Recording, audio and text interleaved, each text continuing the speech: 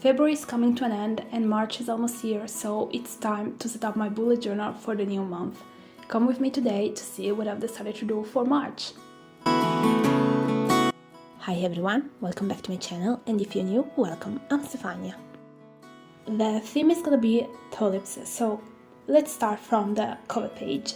As always, I'm gonna show you almost everything that I've done in the cover page, while for the other spreads, I'm gonna skip a few parts here and there, just because this video is already quite long.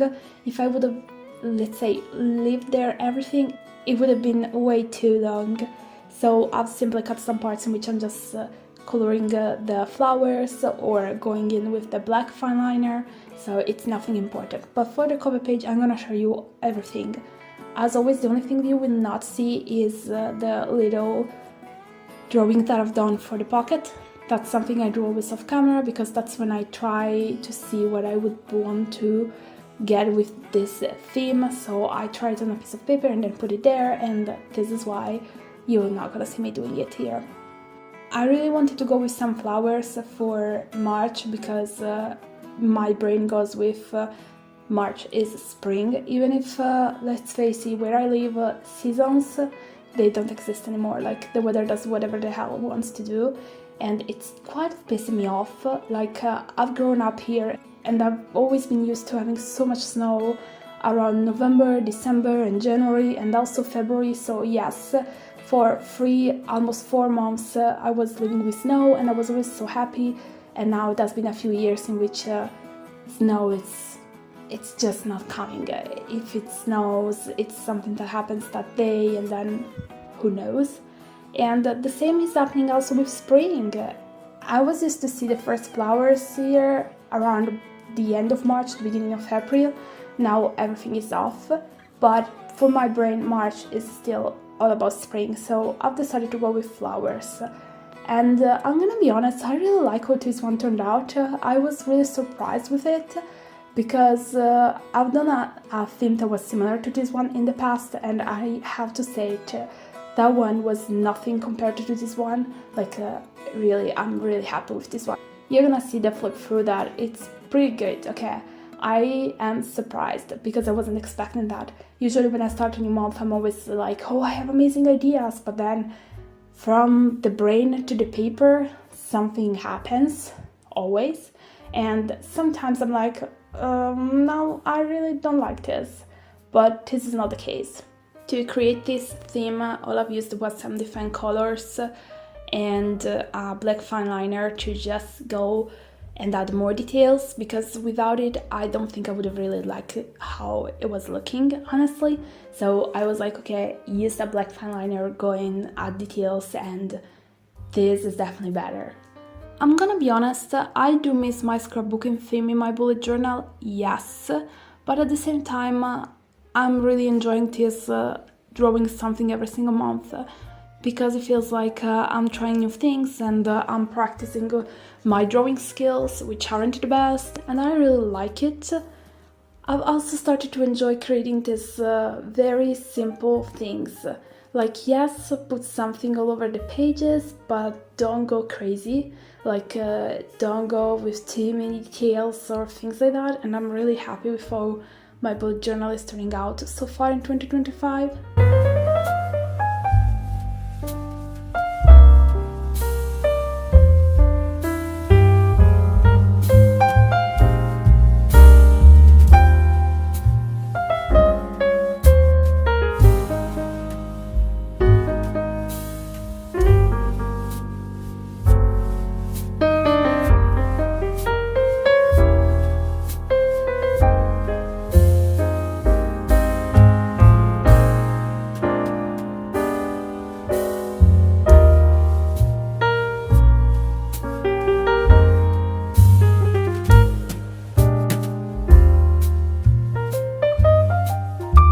Now I'm gonna start work on my monthly view, and here's the thing, this page is lovely, it's gorgeous, yes, but I've decided that it would have been better with more things around it, because the calendar is quite big, but there is still some empty space around it.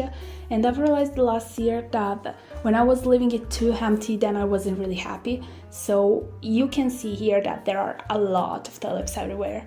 Like it's full, okay? And as I said before, you're not gonna see me coloring all of them. I'm gonna skip some parts here and there. And then, I don't know why I started in January with creating with a pen like a border around the spreads, and I've done it again in February, so of course I had to do it again in March. But this time I think I've counted something wrong, because for the monthly page the line is where it shouldn't be. Okay, the border should have been, I'm talking about the top part that you're gonna see by the end of this part, that I've ended up messing it because it shouldn't be definitely higher, but it's fine. I don't know why I was so into it that I just forgot about the other part of the page. That's it, basically. While for the titles, all I've done with them was really an easy thing, which is let's try to write something in a cursive way, and a not so normal one for me, but I think I really like this result. I'm really happy with it. I like it for sure. My monthly view is still that spread that I create each single month, and then there are some months in which I just use it so much, and another months in which I basically ignore it. I don't know why, it's crazy, because there are months in which I literally can't go without it, and others in which I'm like, oh yeah, right, there was that spread as well. I don't know why, but I'm having this weird relationship with my monthly view, and I was wondering, am I the only one, or this happens to you too? Like there are some spreads that maybe you create every single month, but then there are months in which you just can't live without them, and others in which you completely forget about them. Like, tell me I'm not the only one, please, because I don't think it's normal, but at the same time I do think it's quite normal. I know it makes no sense, but really I just think that it's okay. And there are months in which I'm like, okay, I've barely used it this month, I shouldn't even create it next month. But then I'm like, wait a second, the previous month I definitely used it like crazy, so yeah, let's create it. Who knows, I might decide to use it this time.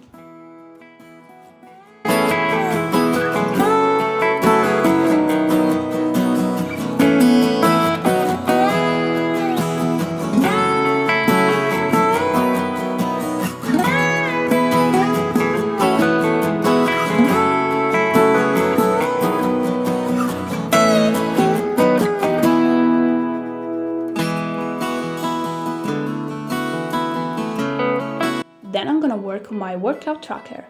And here's the thing, this tracker works amazingly for me, but I wouldn't tell you to do it if you are, I'm not saying obsessed with working out, but if you want something more specific with a lot of details, because this wouldn't work for you. This one definitely works for me because this is what I need right now, and I just keep track of the days in which I work out, which part of my body I've worked out that day.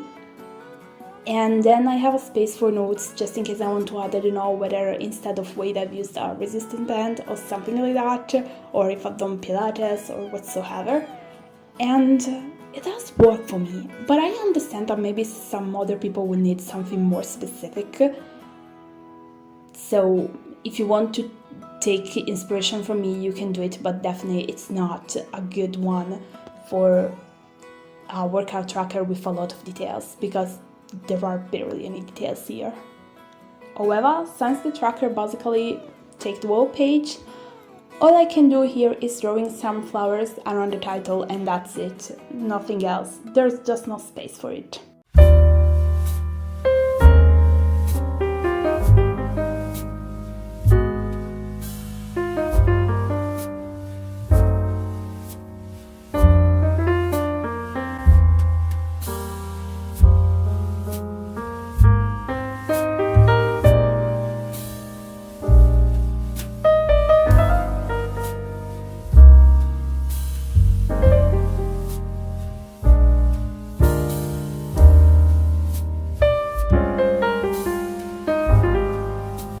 And then I'm gonna work on my migraines tracker, and here's the thing, I've decided this year to move this one in the middle of the page. And you're gonna be like, what does it mean? So before I was creating this tracker on the left side of the page, and I was having a lot of space on the right, and I was like, you know what, I want it in the middle of the page. Like, I don't want it on the side. I'm not okay with it. Let's give it a try. And I've definitely enjoyed it. I've also changed it because looking at the past few months in 2024, there were some pills that I wasn't taking anymore, and then there were others that I might have ended up trying, so I've decided to leave the normal one that I usually take and then have a space for notes. So in case I'm gonna take a pill that's not there, I can just write the name of it in the notes and that's it. I really like that by moving this a little bit on the right and not having it completely on the left, I have space to draw some stuff all around the tracker, and it's simply gorgeous. I really like it. I think that probably this is the good side of this tracker, because for itself, it's a tracker that I would definitely love not to have the need to create, because I would love not to deal with migraines, but sadly I can't, and so I have to keep track of them, and I wanted also a page in my bullet journal, so here it is.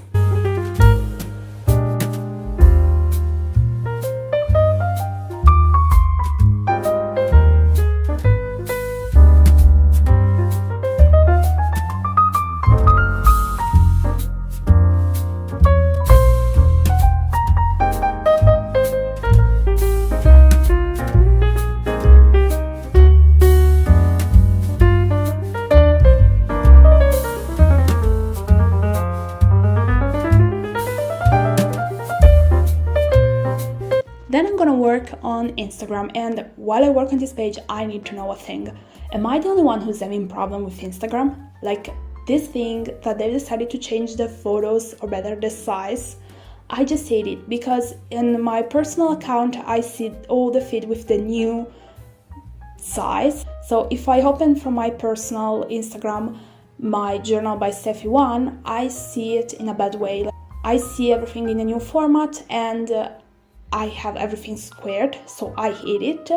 But if I instead use my journal by Stefy account, then I still see everything squared.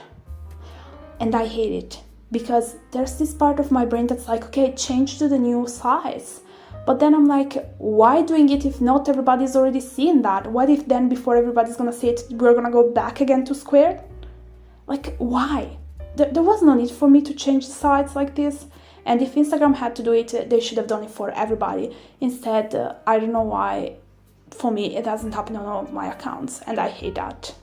And so far, I'm still posting all my photos as a simple squared one, because that's how I have them, and I am too lazy to retake all the photos, because I still have to finish posting 2024 on Instagram. I'm incredibly behind, I know it, I just forget about it sometimes.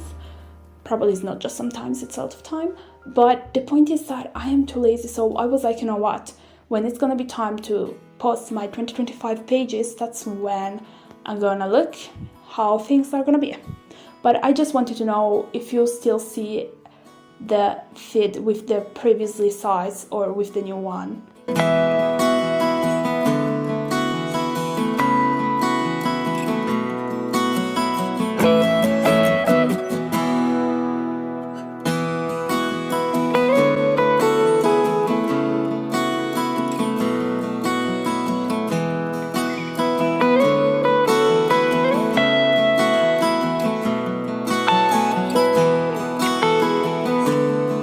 Then it's time to work on my YouTube tracker, and talking about YouTube, thank you so much guys, because I've hit 1000 subscribers and it was a goal of mine. I'm so happy that I finally reached it. I wasn't expecting to reach it this earlier, like I was, maybe I reached it by March or like the middle of March, something like that. Instead, I've done it around the middle of February, something like that, and I'm so happy. So thank you so much for your support, because it means everything to me. Talking about YouTube, let's say that I'm trying to bring more videos, but the problem is always the same one, which is time. I'm always missing time to record everything or edit everything. Sometimes I think, oh, this would be a lovely idea to do for a video, but then I completely forget to record something, but talking about future videos, there's gonna be one for everybody that wants to start a reading journal. So it's gonna be a guide for beginners, and I think that could be amazing. There are some tips there that I put, and I can't wait to share with you. Then there's gonna be also a video about another project with a different reading journal that I'm working on, and then let me know if there is something that you really would want to see, because I want to work on more videos that you would love to see, honestly.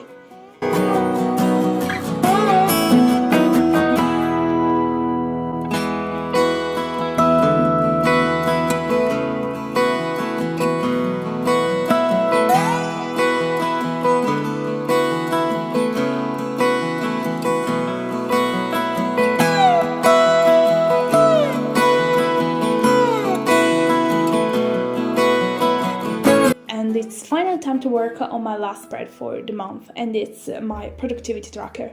This is one of the few spreads that have been following me for years and years and years. No, I don't know many years, but several years for sure. I don't remember when I started it, but it has been years. I really love this one, and I've also made a video about how this one actually works, or better, how I use it. And for me, it's amazing. I just love it so much. The thing is that I've learned that using this one for me was better than any other habit tracker, because this one actually pushed me to do more. I don't know how to explain this, but basically if throughout the week I see several days in which I haven't done so much, it pushed me to do something more, just to add more color to the tracker. I know it might sound crazy, but it works. Basically, I trick my brain. And it's for sure a tracker that I will not stop using. I think it could be used in different versions. So I use this one with all the categories. So for example, there is one for self-care, one for household, one for social medias. But I'm pretty sure that somebody could create something similar with different trackers according to the category. I've just decided to put them all here together. And this is definitely a spread that works amazingly for me.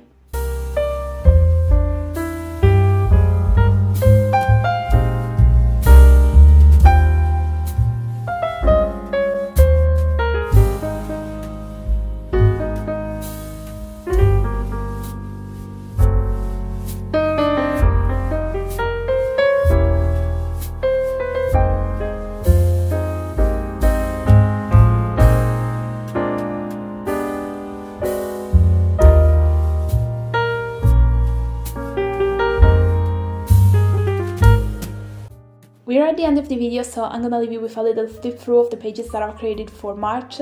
And as I've said at the beginning of this video, I really love how this setup turned out. I'm really proud of myself. I really love it. As always, thank you so much for watching this video. If you've enjoyed it, remember to give it a thumb up and to subscribe for more videos like this one. Let me know with a comment if you would really love to see a video, if yes, which one. Thank you so much for your support. See you next time. Bye!